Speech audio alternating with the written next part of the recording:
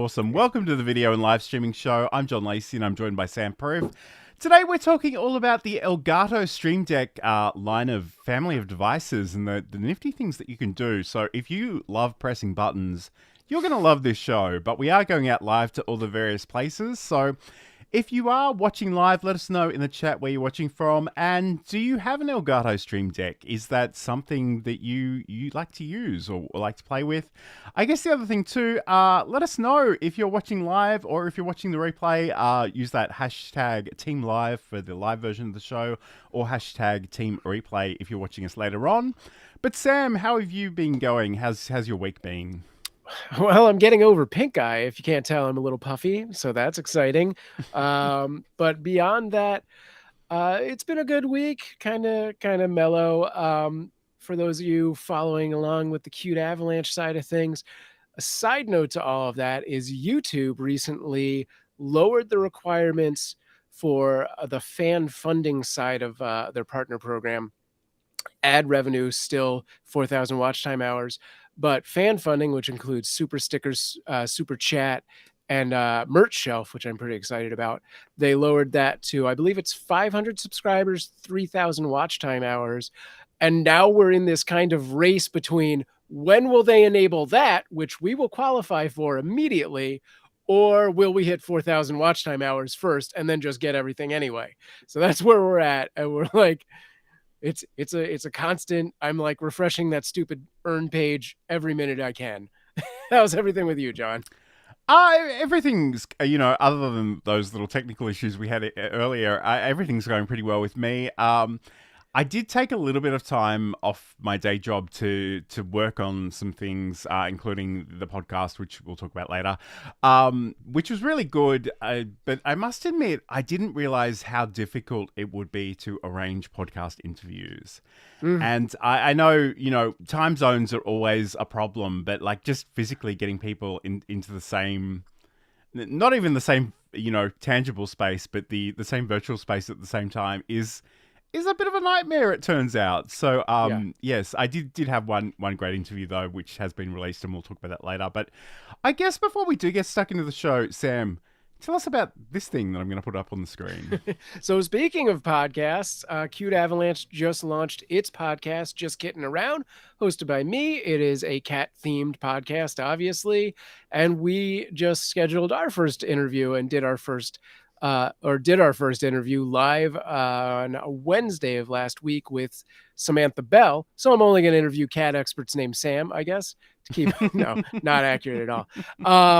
But yeah, it went really well. And yes, I'm now in that same phase of like, now I need more people. And forget trying to hold them to a schedule of I want to do it every X day at X time. That seems completely insane to do. Unless you have just a broad, you're a person who could talk about a thing. Great. Here's a time slot. Yeah, I'm in that same boat. But yeah, you can find Just Kidding Around live on YouTube. And then after the fact on all of the podcast places, Spotify, Apple Podcasts, etc. Nice. And I guess we talk about those scheduling issues. You have that extra layer of complexity in the sense that you're actually doing it live. I sort of record offline and do some editing and upload it at a specific time. So, I mean, I do like the Calendly approach. That's quite useful because don't ask me to translate times in different time zones. I just can't do it. I've given up. I go to Google and sometimes I get the right answer and sometimes I don't. And it's leave that to the calendar software to figure out. So we are going to talk about the Elgato Stream Deck in just a second. But before we do, let's click this button. Looked at the first assessment, and the first assessment was record a 5-minute video, and it was a pretty simple introduction of yourself. There was nothing exciting. I didn't have to research. It was just a 5-minute warm-up, and I freaked out. That course is still sitting in the cupboard beside me. I see that stack of papers and I almost rock in the corner. It cost me a lot of money to sign up, and I threw the whole course away.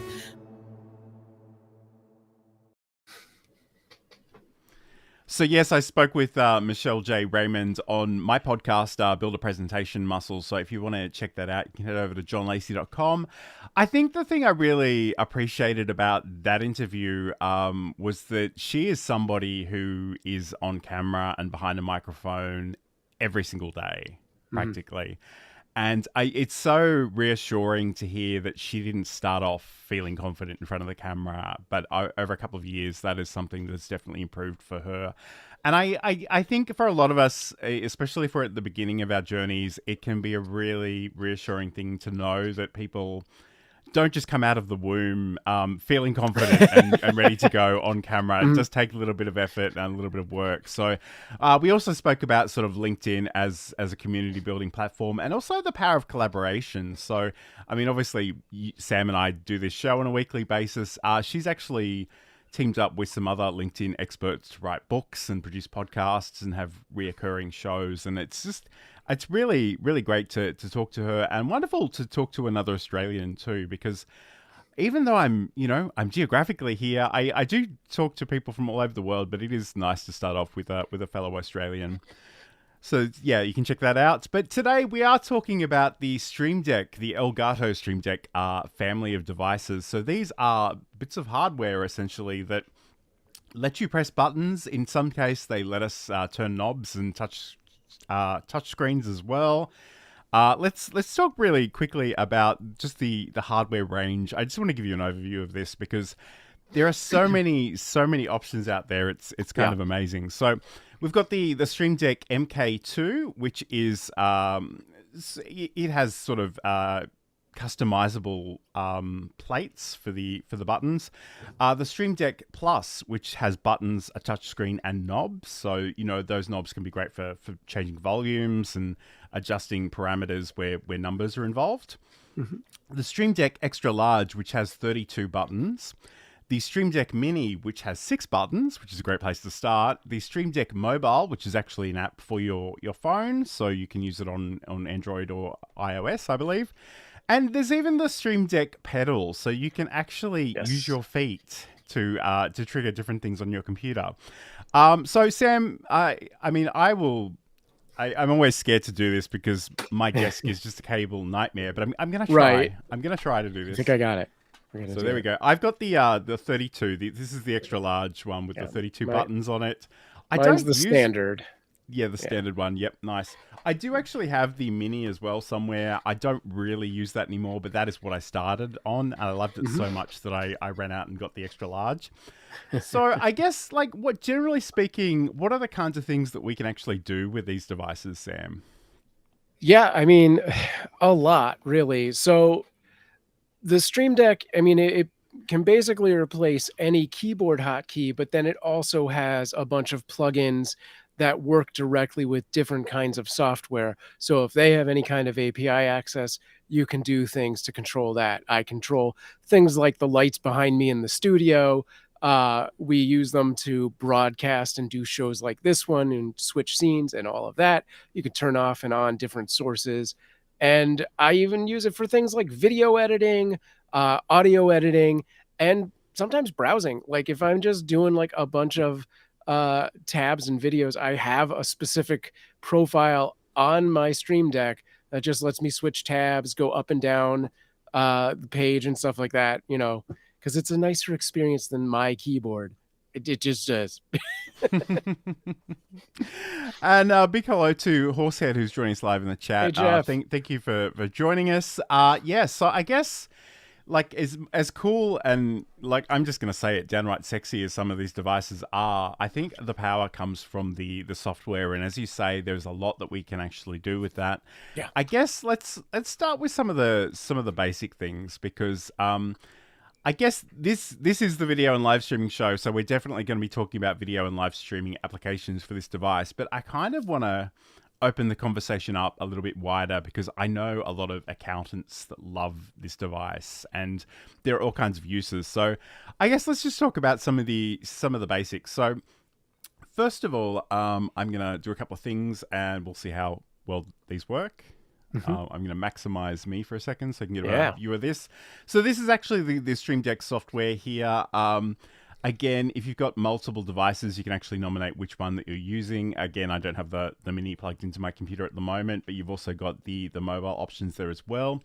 Essentially, how many buttons you have will be visually represented here, and you can also have different pages. So even if you start with the Mini, which only has 6 buttons, it doesn't mean you can only do 6 things. It just means you have to think about how you're going to sort of paginate those things out and have different screens of different options. Yep.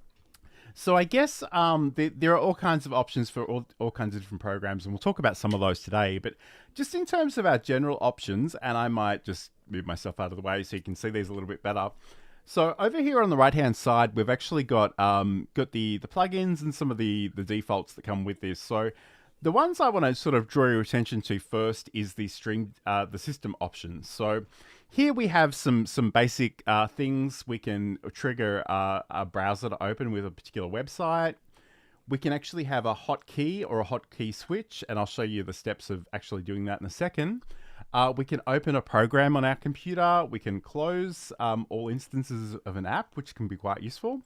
We can use text and multimedia. So I'm just going to show you really briefly how we can use a hotkey, because that's one of the most basic things you can do with this device. So again, if I click on the hotkey, drag it onto an empty spot onto my Stream Deck and let it go, we've basically got a couple of options here. We can give this a title.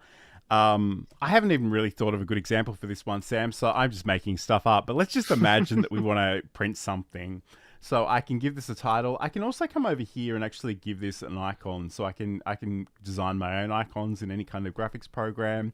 I can actually go to the Stream Deck icon library. Let's do that, because I'm curious to see if we have a print icon in the library. Yeah, I think that's something we almost skipped over, is the fact that the buttons themselves can be any image, like they can be a GIF. So you can put anything in there to make it visually helpful and aesthetically pleasing. But they also, because of that, can act as things like readouts for like your CPU or your internet connection speed and things like that. Absolutely. So I guess I'm not really finding any particular print icon, but for our purposes, let's just imagine it's a rocket ship. I must admit, I don't know about you, Sam, but I never set up icons for my things. I've got the text on them, but I don't really bother with the icons. But that's just me. So once you do that, essentially we can click into where it says hotkey, and it says observing keystrokes. So at this point, if I go Control P, I'll do that again because I accidentally hit another key. Essentially, whenever I click that button on the physical device now, it'll prompt that. So again, I don't think that's necessarily the greatest example that we could use, but conceptually that could be a thing. And I guess like the other thing too, and I might just bring Sam back for a second and myself back over here.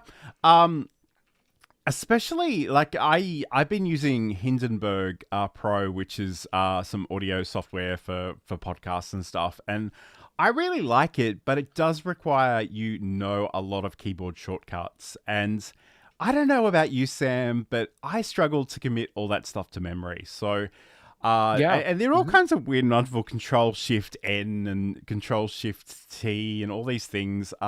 So I don't really want to be in a position where I have to remember those. So I'm definitely going to set up a whole screen on my Stream Deck to take care of those. I guess, do you have any favorites that you like using in terms of those keyboard shortcuts? Oh, geez. I mean, like a lot of the keyboard shortcuts I use are specific to like OBS, where I've had to set up custom ones. It really depends. Like I would say overwhelmingly 70% of the buttons I have on my Stream Deck are keyboard shortcuts. And that is what I'm, pretty much using it for. Some of the more interesting stuff is like I'll connect it to a macro, and for the life of me, cannot remember the program I use for macros right now. It's like auto hotkey. Yeah, that's it. So it'll like just run that, basically a custom hotkey for that script. So I have a lot of things along those lines. I don't know that I overwhelmingly have like, this is the button I hit the most. It's hard to say. It's probably menu. I guess Yeah. I mean, that's a fair point. And to be honest, I don't have a lot on my device either, but I just wanted to underpin that you can, and that's the basic place to start. I guess the one thing I probably would recommend to most people, especially if you've got a day job where you talk to people on video calls, is set up some sort of mute unmute button. Yeah. And depending on your software, that may vary. There are ways of muting you properly, and there are ways of muting and unmuting you temporarily. So find out whatever that is in Microsoft Teams or Zoom or Google Meets or whatever it happens to be that you're using, because that in itself is really useful. And I guess it's not really something I want to dig into too deeply in today's show, but I do want to acknowledge the fact that there is a Microsoft Teams integration for Elgato Stream Deck.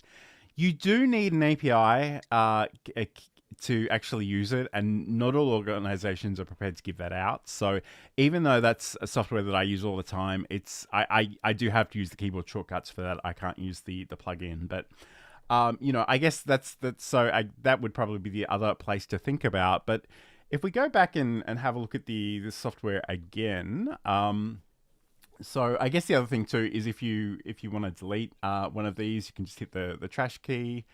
You can right click on these as well. I think that gives you an option to delete it there as well. So I'm just going to delete this one. The other thing, which is pretty simple, pretty basic, but incredibly useful, is the ability to work with text. So again, in the system options, if I go down to text and drag this onto my an empty spot on the Stream Deck, again, I can give this a title, and I can give this an icon, and I'll call this one live, and I might say, "Hi everyone, I'm going live. Join me." And I can sort of set something up like that. You can actually put enter marks in here as well. So if you need to do that, that's all good as well. Nice thing about this, and again, it's a little bit outside of my screen, so I don't know. Give me a second in OBS, and I will hide that toolbar, that gray bar. Hopefully this will work. Okay. Cool. So just underneath this, we do also have an option to press enter after the message. So if this is a message that you need to put into a chat context and, actually hit the enter key for that to send out, then you can include that one there.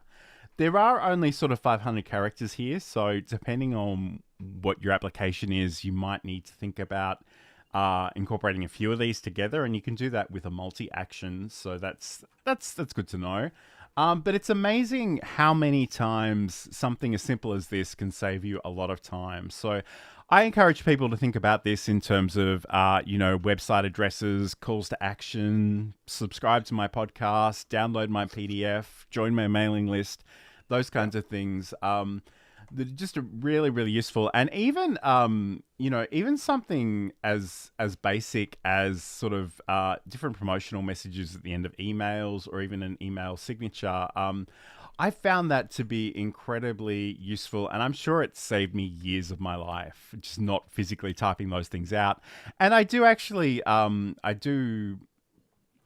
can type well, so I mean, it's not usually a big deal, but it's amazing if you do have those frequently asked questions, just those things that you do over and over again. So Horsehead has a great question. So do these work with web-based software like StreamYard? The answer is generally yes. You will need to go into the StreamYard settings just to confirm or change what the keyboard shortcuts are. The only trick is you need to make sure that that particular browser and that particular browser tab has focus, because if you don't, they won't sort of be triggered in that way. In fact, I give you... I want to just give you an example. So let's. Well, I actually have an OBS, or I'm sorry, a Stream Deck project that is all StreamYard stuff. Okay, go for it. So let me show you at least the setup first. This is, as you can see, it has all the StreamYard panels. You have comments, brand VODs, private chat, banners, play, and then down here, these are a bunch of the different scenes. So if you actually look to the hotkey, it's just doing that specific hotkey, Shift 1, Shift 3. This one actually is a multifunction. So you go in, it does Shift-6, it brings up that comments tab, and it either mutes or unmutes me because I have been off screen basically. So there's some nuance to this particular setup, but I also have a general mute and unmute there. This particular show has a bunch of guests. They're usually completely on screen, whereas I co-host and runner of the stream pop in and out. So I need some clever things to get me in and out like that. We also do slides. So there's a left and right arrow button. And if I did not bring up the StreamYard itself, but you would see it work. But as John said, it does need to be focused, at least when I've used it in Google Chrome. Otherwise, it will not catch that hotkey. And occasionally in different pieces of software, it will actually give you options to say, hey, use this shortcut, but kind of make it universal across the systems. So that's that can be really useful. We do have some chat messages. Hi to Claire, who's lurking. We always appreciate that Claire is Hey, lurking. Claire. That's good to hear. And also Lily White. So she's asking if you remember her, but I actually remember her. I don't know if she remember remembers Violet me. Kitty. Oh my God. That's How's a it blast from the going? past. That's awesome. How you doing? And she's been using Streamlabs for Yeah. Twitch. Not very often though, by the sounds of things. But anyway, that's all good. So I mean, yeah. So like the only gotcha really with this is you do need to make sure that your window has that focus, but that's usually not a big deal. So but Streamlabs, which is an OBS clone, they probably they have do actually a Stream Deck plugin. So yeah, they do. I don't even use Streamlabs, but I do have the Streamlabs desktop plugin on my Stream Deck. Funnily enough, nice. It's funny how often I install these things and never use them. But anyway, and hello to Walter Strong from the Huddle. Hey, Walter Strong the third. Thank you for joining us. No worries. We appreciate you being here. There's no problem being late. Just join us when you want to join us. That's all good. Okay, so that was a really, really great question. So I guess, like, Sam, in terms of some of the other basic functionality, before we dig in a little bit deeper, are there the things that sort of jump out to you in terms of other things that the Stream Deck can do? I guess the only other thing I might mention ever so briefly is there is a multimedia one. So if you like to listen to music on your computer all day and you've got a play and pause and stop button, that in itself is awesome. The ability to open different programs, there's all kinds of really, really cool stuff in there. So again, it just depends on what you're actually looking to do, I guess. And I didn't have this in my notes, Sam, but I think it's something we probably should talk about is the multi-action. Oh yeah. So you're not confined to just one button does one thing. As you saw in my game show setup, there is a multi-action that lets you essentially create an entire run of commands. And it's pretty endless. Like, I think I have one with about 20 different routines over on the Cute Avalanche side of things, where it, basically you could just set something up that if you have a specific routine, you want it to be timed out, you can start your stream, have it switch OBS to like an intro starting screen, hit a hotkey that starts a countdown, start recording. You can have it turn on music. You can then have like a delay, so it pauses for the length of that song. And then when that song's over, it like auto switches your scene out to the next thing. Something like that. That's off the top of my head example. But yeah, it could do a lot more. It can be very complicated. And if you pair it with, as I mentioned earlier, something like auto hotkeys, which just straight out lets you code macros, or a stream bot like Mix It Up app, which I use over on both the Coffee Morning and the Cute Avalanche streams, you can make an endless amount of stuff. I could probably walk away and the stream could just do its own thing forever. But yeah, you can make some very complicated routines. Sure. And I'll just share my screen again. So I guess in terms of the multi-action, and if you haven't updated your Stream Deck software in a little while, it's probably worthwhile doing this because some of these options are relatively new. But essentially, We can have a multi-action, which is basically just any number of other actions. So it could be that you open a web page and you produce some text, or use a keyboard shortcut, or you open another application. Especially if if there are particular tasks where we know we're doing this show, for example, and I know I've got to open up my browser to restream. I've got to open up OBS. I can actually set up a single button that will do all of those things for me. So often, if you think about the kinds of activities that you do with your computer on a daily basis or a weekly basis or a monthly basis, whatever the case happens to be, you can sort of set that up and be ready to go.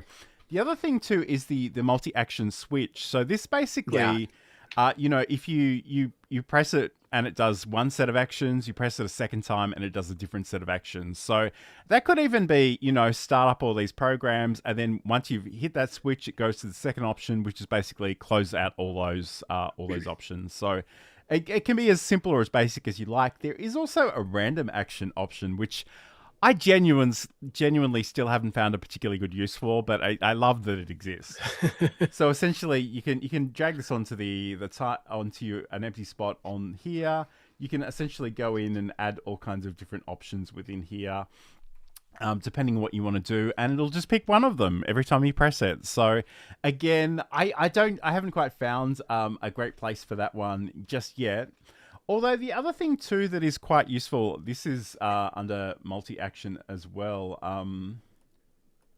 Is the delay. So sometimes you'll want to do something and then you'll want to wait 30 seconds and then you want to do something else. And I actually, because I'm just really easily amused, I'm sort of debating how much to tell you about this one, but we might as well go there. And I regret not having this ready to go because it's kind of hilarious. But in my day job, I do have an animation of myself essentially doing the face palm, and I have all these colored lines just jotting outside of my head. So if I'm on a video call and somebody says something particularly dumb, what happens is I press that button, it plays that video, it makes the video visible. It waits, 10 seconds until the video's over, and then it removes that source from the screen. So that all happens with the press of a single button. So that's really, really useful. We do a lot of things, especially over on Qt Avalanche, along those lines. For the most part, just because of the way things worked out timing-wise, we do them primarily in the Mix It Up app, but you can do them all on Stream Deck. Absolutely. All right, cool. So this is the Video and Live Streaming Show. I'm John Lacey and I'm joined by Sam Proof. Today we're talking all about the Elgato Stream Deck. And again, I say this every single time. I'm always nervous about picking it up off the desk because I've got cables and microphones and things everywhere. I've got the extra large, which has, I think, the 32 keys. Sam's got a more traditional model, which has, 15 keys? 15. Okay, awesome. Yeah. There are all kinds of variations. There's even a foot pedal. So if you want to have no hands, just be talking through your presentation, press a button with your foot. It'll move to the next slide or the next video or the next part of your presentation, whatever it happens to be. That's really cool. There is also the Stream Deck Plus, which has buttons, knobs, and even a touch screen. So that gives you some options as well. To be honest, because I use the Stream Deck, the Rodecaster Pro as an audio interface, I don't really need those knobs. A lot of the stuff happens on a different device, but it's cool knowing that they're actually out there. So one other thing that also wasn't on my list, but I think we should probably mention briefly, and I'll just maximize myself here and I will zoom up. And again, I'm blocking the screen, so I'll get rid of myself there as well. And again, I should note that every time I do that, I'm using buttons on my Stream Deck to just make myself disappear. And it's so much easier than sort of wrangling with the mouse and going to the program to make that happen. But I just want to draw your attention to this navigation section here on the right-hand side. So again, we mentioned that the Stream Deck Mini only has 6 buttons, and if you've never used this before, it can be really tempting to assume you can only do 6 things, and that's definitely not the case. But what you need to think about is having sort of pages and folders and different profiles even. So we haven't really spoken about this, and I don't think I've got any particularly interesting profiles here, but if you had a bunch of things that relate to your day job and a bunch of things that relate to your side project, you can sort of negotiate them that way as well. But the other thing too is we can just create additional pages. So I can come down here, I can add a new page to the profile, and then I can even create buttons on here to move to different pages. Sorry about that. I've got a page indicator, so I can let myself know which page I'm actually on. So in this case, it's just telling me I'm on page number 1. And I can move to different pages, and I can also create folders. So if there are things that relate to each other that can be quite useful, you know, those can also be worth exploring. So those are all nifty things to keep in mind in terms of adding those extra pages. So Walter asks a question. Have either of us used the pedal with your Stream Deck? If yes, what have been some of the benefits and disadvantages? I guess the short answer is no, neither of us have actually got our hands or indeed our feet on this particular device, but it does look interesting. I mean, the thing you need to know about the pedal is it only has 3 buttons, and it's not to say that, again, like the Stream Deck Mini, it doesn't mean you can only do 3 things, but you need to sort of think about how you're doing that. And because the pedal is going to be under your desk, you won't be able to see it. So there's no, to the best of my knowledge, there's no visual display. So it could be that maybe you want the software open on one of your screens so you can see where you're up to if you are going between different pages and folders and things. So I think I've put a good amount of thought into what I would do with this if I had it. So first off, we should note that you can actually set your Stream Deck profiles up to link to different software.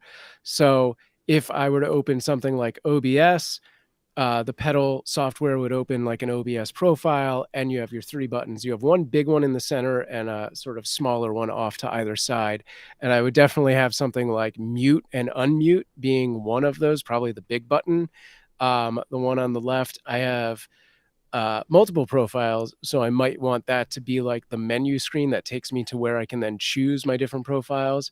And then the right would just be something like go to the next scene, or I'm, depending on the show, might have specific, graphics, or maybe it just runs something that attaches to a command in my chat bot, which is smarter than, just that button. And for something like editing, I would definitely want that middle one to be my like cut, which just cuts whatever I'm on, and then left and right to sort of shuttle back and forth on my timeline. And that's probably it. But it really depends on, what you're using it for, and what are those sort of most commonly used commands. And I just wanted to unpack what Sam just said. So essentially in the Stream Deck software, if you go up to the settings cog, it'll bring up the preferences. In these profiles, you can have different profiles for different things. And here we've actually got an option which basically says Stream Deck will automatically switch to this profile when the Stream Deck app window is closed and the following application is in the foreground. And you can sort of nominate any particular application. So if you did set that up, it would basically be like, if I had OBS Studio open, I would go to the OBS profile and it would show me the OBS buttons. So that can be quite useful, especially for the Stream Deck Plus, which only has a handful of buttons. That's one of the features they sort of recommended. I did try this out for a little while, but I've got to be honest, I didn't like surrendering control to this device. Like, I kind of wanted to go to my different profiles to choose what I was using and when I was using it. So again, your mileage may vary. And again, it just depends on how you actually set up your workflow. But yeah, I mean, there's lots of options in here in terms of different things that you can work on. So I guess we should probably talk about actually using this for editing, Sam. So sure. And we said editing, so video or audio or both. I know that you use this extensively. I did mention earlier I do want to set up a whole bunch of buttons for Hindenburg Pro, which is the podcast editing software I'm using, but I haven't done that yet. So I might just get Sam to speak to this one for the moment. Sure. So yeah, if we flip this guy on and do, yeah, sure. This is my menu screen, one of them with my different profiles. So you can see right in the middle, I have editing, but down to the bottom right there, I have Audacity, which is audio. We're going to go into video. And this is actually set up for both Adobe Premiere and CapCut, which I have mirrored the hotkeys when possible of Premiere in CapCut.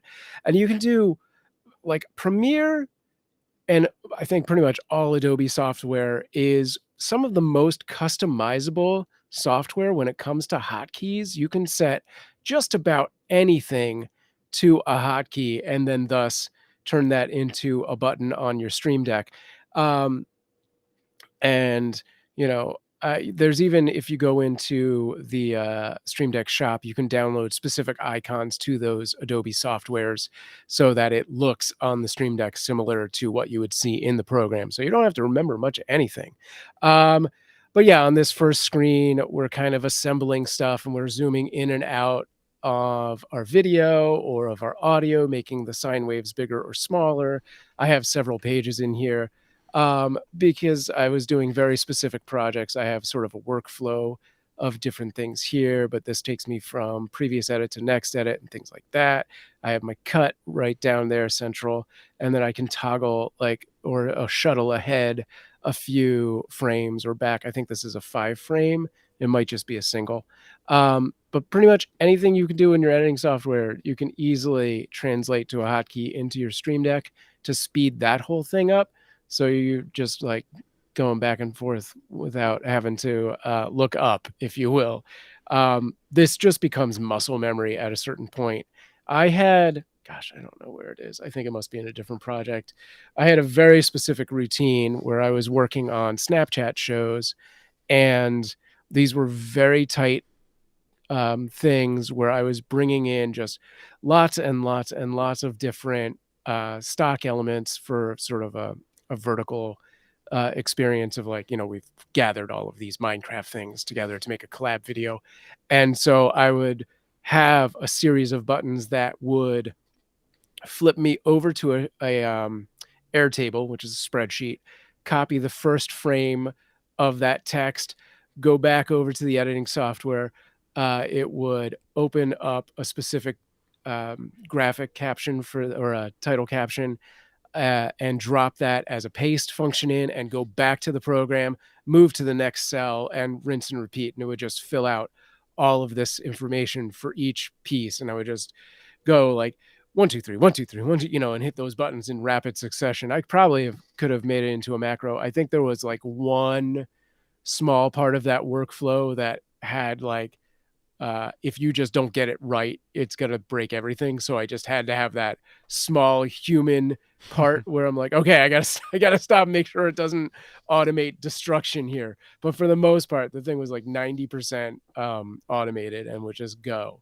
This is Audacity. So again, you have a lot of the similar sort of things. It's a much smaller profile, but this just goes in, you know, goes left to right, a series of frames. I thought I had a much more complicated Audacity profile, but apparently I don't. But I do also have a record and a stop function here. So you could do a lot of stuff. If you're doing any of that kind of stuff, like so consistently that you have these little routines that you kind of fall into, this is just going to speed that up. Absolutely. And I guess some of the things that you might want to think about in terms of an editing workflow, regardless of the software that you're using, you know, even just a home button. So, you know, take me back to the beginning of this video or audio. Yep. You know, what is the keyboard shortcut for making a cut? You know, do you have things like in Camtasia?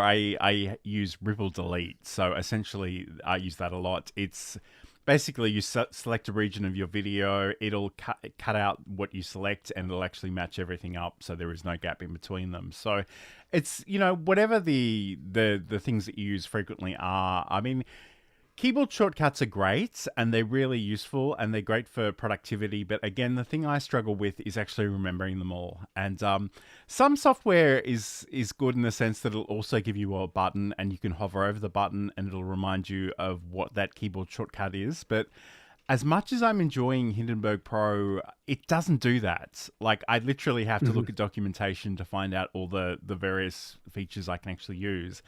So again, I'm hoping ultimately to rely less on my memory and more on my Stream Deck to speed up that process. So this is the Video and Live Streaming Show. I'm John Lacey and I'm joined by Sam Proof. Today we're talking all about the Elgato Stream Deck and the software and the hardware and the way these things can make your life easier, whether you're just somebody using a computer or whether you're a content creator. One thing that's very, very close to my heart is OBS Studio. So I wanted to talk about this specifically. As Sam sort of alluded to, most of the streaming platforms will have their own plugins. Stream Deck, Streamlabs certainly does, and I've literally got that installed. Maybe I'll bring that up actually and just show you how that all happens. So let's have a look at this one. So this is Streamlabs desktop. We'll talk about how you can get these additional plugins in a little bit. So Streamlabs is something that Lily mentioned that she occasionally uses in the chat. It's not really something I use at the moment, but that could change because I am always interested in checking out different things. But today I'm going to focus on the OBS side of things specifically. So there are all kinds of... the great thing about OBS and the Stream Deck together is that if you think about how your show's going to run, you can do almost everything from a Stream Deck and not have to rely on your keyboard or your mouse as much. So let's just briefly talk about some of these options that we've got here. So we've got the ability to record. We've got the ability to record pause, so to pause the recording. We can stream. We can work with the virtual camera. So again, if you're not familiar with OBS Studio, the virtual camera basically lets you take whatever you do in OBS and actually take that to anywhere on your computer you would use a standard web camera. And that's actually part of the magic of this show is that I go through... We both do, in fact. So I go through OBS Studio to get to Restream, and we use that virtual camera to do that, which gives me the ability to change everything within this one sort of little view, which is really handy. I'm in front of a green screen 24/7, so I kind of need to do that for that reason as well.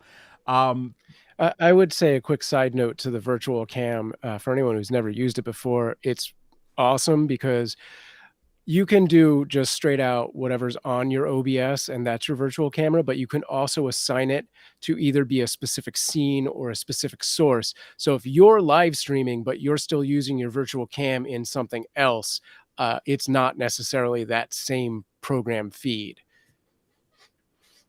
Yes, and that, Yeah. We can always rely on Sam to take it to the nerdiest place. But again, level. I'm just trying not to scare people away from OBS because I got to tell you, every man, woman, and child is like, it's so scary. I was literally listening to a podcast before coming on here, and they were like, years ago, we needed to use OBS to get to Facebook Live, and it was too hard and too scary. And I'm like, can you please stop saying that? But anyway, that's a whole other rant. Let me get back to actually showing you this software. So let's talk about it. So, we had our recording and our virtual camera options here as well. Helps if I press the right button. There we go. So we've got the replay buffer and the replay buffer save. So if you are, this is especially useful for gameplay, but if you want to just replay the last 15, 20, 30 seconds of whatever you just did, that's an option. We can switch up our scene collections. So the way that this works in OBS Studio is that we have different scene collections. And again, scenes are just whatever is on the screen in terms of visuals, but also audio. So I have a scene collection for this show. I've got a scene collection for my other show. I've got a scene collection for my day job, which has my company, the company I work for's branding in it. And again, we can use that button to quickly switch to things. We do also have the ability to switch between different OBS profiles. I don't actually use this one very often, and I'm sure Sam could probably speak to this a little bit more later on, but let's just keep going. Yeah. We can switch scenes. So every time, even literally just me going from this to this is just me switching between scenes, and you can see the little highlights in the software behind me. That's all that's happening. I go to a scene that shows my screen, and I've got a scene which shows me in front of my screen. So that's really really useful. I guess the other thing, so we got the source visibility. That's another really useful thing, and I'll walk you through that one specifically because that's awesome. We can work with our audio mixer. We can do audio source control. So if we want to play a video or some audio, we can do that as well. Studio mode. So Sam, can you very briefly just talk us, explain to people what studio mode is? Because I think it's a little confusing for the beginners. Sure. For anyone using OBS, when you first get into that, you're going to have just a big black square. That is your program screen. If you put a camera on, it would just be like me. You hit studio mode, and then suddenly this other window is going to show up, which will probably also just be you by default. But then you can work on a second scene without it going live. You can just have it ready so you know what's on screen, which is a much more sort of professional experience. And then when you're ready to hit that cut, you do the transition and that screen jumps over to the program screen. So preview goes to program. I think that's really... Yeah, that's great. And I guess, the thing about live streaming is that you're often the on-camera talent. You're the producer, you're the director, you're everything. And like if you're doing an interview, which, Sam recently did for his Kitten podcast, and maybe the next scene has you and your guest, and you've got text underneath each of you, and you're about ready to switch over to that extra scene, and you realize that the guest name is wrong, and you're like, oh my God, I need to change this. If you switch studio mode on, you can actually make that change before switching to it, and nobody needs to know that it wasn't ready to go. So there are lots of little things like that are really, really useful. There is so much happening in the chat. I love it. It's really good. Let's just bring up this one from Lily. So yes, the different scenes are useful. I think it's user-friendly. So that, in terms of OBS, that's really, really great. Hello to Insomnia Doodles, who's joining us as well. Lovely to have your company. Lily also mentioned that she's using her phone as a webcam, which is a very popular approach. Sure. I don't do a lot of that, but I hear a lot about people doing that. So that's awesome. So let me just go back to these settings really quickly, and I've hit the wrong button, so just to show anybody can do that. And in fact, I've actually got the extra large here, and part of the reason I love all these buttons is not really so I can fill up the entire screen, but actually so I can have a little bit of space between some of these things so I don't get confused. In this case, I've got a lot of things on here that I don't even use anymore, and I need to go through and get rid of them, but that's okay. So essentially we've got transition options, we've got filter options as well. So filters in OBS, they can be for visual things, they can be for audio things.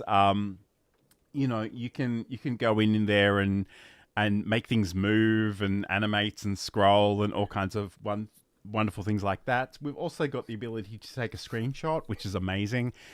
Especially if you're making video thumbnails, and I do that all the time. And sometimes I'll do that within OBS itself, and the scene transitions. But I guess for today's purposes, I just want to walk you through how we can actually use the source visibility. So again, incidentally, this is an example of, and I'm going to move that. So that's the other thing too. If you don't like where a button is, just hold down the mouse button and move it to a new spot, and you can do that. But I'm going to go to the source visibility. I'm going to drag this over to a spot on my device. Again, I can give this a title. I might go podcast, and I've got to nominate my scene. So in this case, I want this one on John Only without bar. Again, it's a really good thing to name your scenes and sources well, so you know what you're referring to. And here I'm going to use this BAPM. So this is a button that's and I'm gonna go back to me. If I press that button now on my device, this is all that really happens, is that it'll bring up my podcast artwork. But this could be anything. So it could be a video, it could be some audio, it could be a call to action, it could be some text, it could send people off to your website, it could be a QR code, it could be literally anything. But the nice thing about that is you can just literally bring that up with the press of a button, and again, it's toggling it, so it'll make it go away just as quickly as it brings it in. So, I mean, those are some of the basics in terms of the OBS options here. There are, I feel like we're running low on time, so I do want to We move on are. to some extra things as well. So talk again, and like Sam, maybe you can start us off, but the Stream Deck store. So you mentioned that there are a number of different places where we can actually go and get additional plugins and other wonderful things. Yeah. So in your, well, I have my screen share set up wrong for that I because can it's do going this. to pop So open a new window. essentially, Okay. I'll Yeah. take myself out of this scene, but if you want to talk over the top of it. So, I mean, over here, Sure. we've got this colorful button and the plus sign. So if I click this, it'll bring us to the store.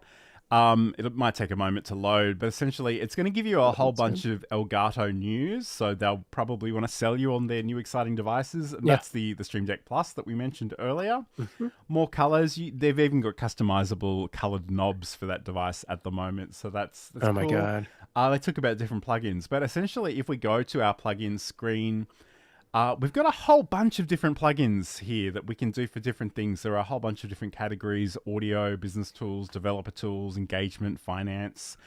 We haven't spoken at all about the smart home and smart lighting. So if you've got lights that can be triggered by the Stream Deck via Wi-Fi or whatever, you can certainly do that. You can work with Spotify, you can control volumes, you can do all kinds of stuff. So it's really worthwhile sort of seeing what software is available here, what you use, what you might like to use in the future. These are all free, by the way. Sometimes you may need to pay for a subscription to actually use some of these things, but the plugins themselves are free. We've got things for monitoring, even heartbeat monitoring, which is really weird. You can actually show the heartbeat on your live streams, which I got to tell you, as someone who gets very nervous before this show, even, I think that would be hilarious. I don't know that I want to do that, but again, you certainly can. We've got social things in here. We've got all kinds of stuff. But the other thing too is we've actually got icons. So if you want to have a visual icon on here, we've got all kinds of packs that you can get for artistic purposes, gaming purposes, productivity, utilities, and the like. But this is really cool, and especially for content creators, streamers, for video creators, they've got royalty-free music and sound effects. So you can download these, you can set up a button to trigger these on your device. They are royalty free. There is actually something in the settings where you go in and say, hey, this is my YouTube account. If YouTube has a problem with this music, please let them know that it's okay for me to use that. So we've got that in there. We've got a whole bunch of different genres and instruments. There's so many different ways to filter for these things. So all of that is actually sort of included, and we can go and listen to different audio and potentially bring that into our content creation process. So I don't know if there's anything else that you wanted to add to that. Yeah, I would say that the icon packs are just extra icons that you can use. You can design all of your own icons. You do not have to just use the ones that are available there. I want to bring up really quick my let's do this guy. Like if I go to, oh God, what was that show? Here it is. Oh, nope, wrong one. Pardon. If I go to Nicole Place, I made all of these. This was a show. It was a weird gamey show with a lot of crazy zoom effects and things like that. So these kind of give me an idea of what the effect is going to be. But I have my start, my intro. The host is big or middle or small. So things like that. So, you know, it's fully customizable to imagery you want. You know, if I go back to my profile. So this is the many profiles. John was talking about this earlier. I do the Own Every Word show. Like this Sam button is literally a screenshot of that scene. So it's big me with a small slide that I'm presenting. So I can see exactly that's what it is. I remember that's the thing, you know. I think one of the things I wanted to point out before we run out of time completely, because I know we have a few people who do Twitch here, is I got to switch this to a different screen share. Oh, and there's too many cursors happening on screen. I got to switch it from window to entire screen here. And so yeah, I mean there is a Twitch specific plugin. Again, I've never really used it. I'm installing it literally now. So I guess I might just show this thing as I've got it open. This button here. Okay. Oh well, he's doing stuff. I'm I ready. turned now. myself Oh off. no, There there we you go. go. So yeah, that's the essentially, Twitch one. from here, we basically any of these. So Twitch, Discord. I know Sam and your community are very into Discord. Mhm. So again, that might be another thing to explore. But essentially, all you need to do is come in and hit that install button. Once it's here, it should be available in the list here somewhere. The other thing too, you can actually search for things by text. So if you're sick Yep. of scrolling, you can bring up the Twitch options like that. So I might just go down the list though. So Twitch, so we can do things with chat messages, clearing the chat, emote chats, followers, play ads, slow chat, stream game titles, sub chat, create stream markers, which is really good if you're repurposing those clips. That's actually what I want to talk about. Okay. So yeah, so let me show you this. This is one of my favorite things over on the Cute Avalanche side of things, and this is the stream markers. I have one page and is for our cat stream that is just stream markers. So if I know going into it that we're going to address something as a segment, I can hit that start mark button, and when I look at my Twitch timeline, it's going to put a marker in that VOD, and it's going to have a label that says marker, like it's just going to say start. And then I have an end mark so I can find that whole clip really quickly. This also, actually, I don't have, this is like a screenshot. I don't have the actual thing. It's actually a multifunction. So it then puts the OBS record time moment into a spreadsheet. So I can actually just copy and paste those, put them right into my Twitch highlight maker. And instead of having to scrub around and find it and be like, which one of these markers was the marker, I just go right to it and drop in the end, and my clip's ready to make a highlight from. But then I have all of these other ones for on the fly marking for, like, we're unboxing something, we're bottle feeding cats, we're giving cats medicine. There's a close-up happening. Something funny happened with our emoji overlay wall where the emojis kind of fly over the screen for a second. We have a funny caption from our closed captioning, just, things like that. We had a really good question. So all of those things are going to show up in our Twitch timeline with a marker that says exactly that thing. And I can just scrub through and be like, this is something worth highlighting. Nice. So I mean, there's lots of possibilities there with all of those things. I just wanted to I want to ask Insomnia Doodles about this because she's just saying I've done the heart rate thing on VR streams before. Again, I'm fascinated by that, and I'd love to hear more about that, but maybe we can do that another time. So I guess obviously this is a device that can do a lot of different things. You kind of need to weigh up whether it's right for you and think about how you might like to use it. But this isn't the first time we've spoken about this on this show. And the reason is that we really do love our devices. And I can't overstate, like, even those text responses, I swear they have saved me years of my lives from actually typing out things every single time. So again, if you want to think about some of the automations, some of the ways you can use those for your streams, whether you're doing that in OBS or, Streamlabs or even Restream or StreamYard, there are certainly options there. So they're probably worth exploring. I guess, Sam, as we start to wrap up, are there any final thoughts that you want to leave the audience with regarding the Stream Deck? I mean, if you have the money, it's not cheap. It's a little on the pricier side of things. If you have the money, you're not going to regret it. Like, I got mine as a gift. It's not something I would have bought myself, but now I would. Like, I would absolutely 100% put the money on the table again to get this. It has been just a time saver 100 times over. Nice. And I think I mentioned this earlier, but I did literally start out with the Mini, which has 6 buttons, and I loved it, but I was so taken by the power of it. I thought, I just need more buttons. I need all of the buttons. It's really, really quite useful. So again, it's something you're worth exploring. If you've got questions about this or literally anything, video content, live streaming, let us know. We'd love to hear your questions and any feedback or anything that you'd like us to cover in the future. So just leave a chat comment somewhere. wherever you're watching this, and we'd love to hear that. But I guess, Sam, where can people learn more about you and check out all your cool content and all that good stuff? Sure, you can find me and all of my links over at samproof.tv. I've been a little more sporadic about my own live streams these days. This is the most accurate, like this is the most consistent one, the Friday stream. But also, yeah, Cute Avalanche, you can find us over there as well. Nice. And you can listen to Just Kitten Around on all the podcast destinations. And if you want to catch up with anything I'm doing, you can head over to johnlacey.com.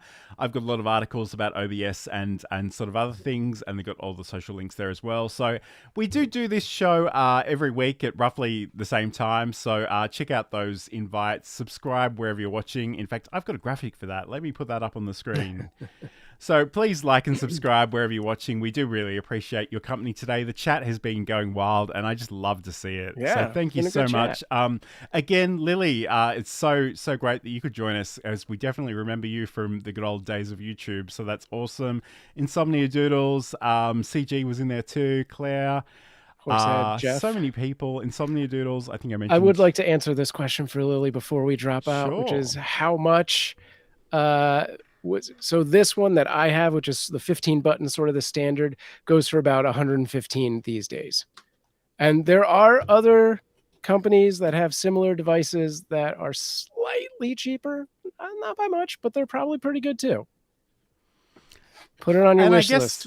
Certainly put it on your Amazon wish list. Keep an eye out for those sales. But the other thing too is, this is potentially a perfectly fine thing to use from a secondhand thing. So you can find them on eBay and different places. Yeah, so, I bet you can get a refurbed one for 3/4, half price, something like that. Yeah, absolutely. But yeah, I mean, I use this for so many different things. All of my live streams, video editing, audio editing, Zoom calls, and I now do a D&D game every week. I have a Stream Deck profile for my D&D game. Awesome. So yeah, I mean, there's so much that you can do with it. We haven't had a chance to cover all of it, but again, if there are particular things that you would like to hear about, let us know. We'd love to hear from you. But we're gonna wrap it up there. Thank you so much for joining us. Just a reminder to like and subscribe wherever you're watching this, and I hope you'll join us again next week. Bye, guys. Bye.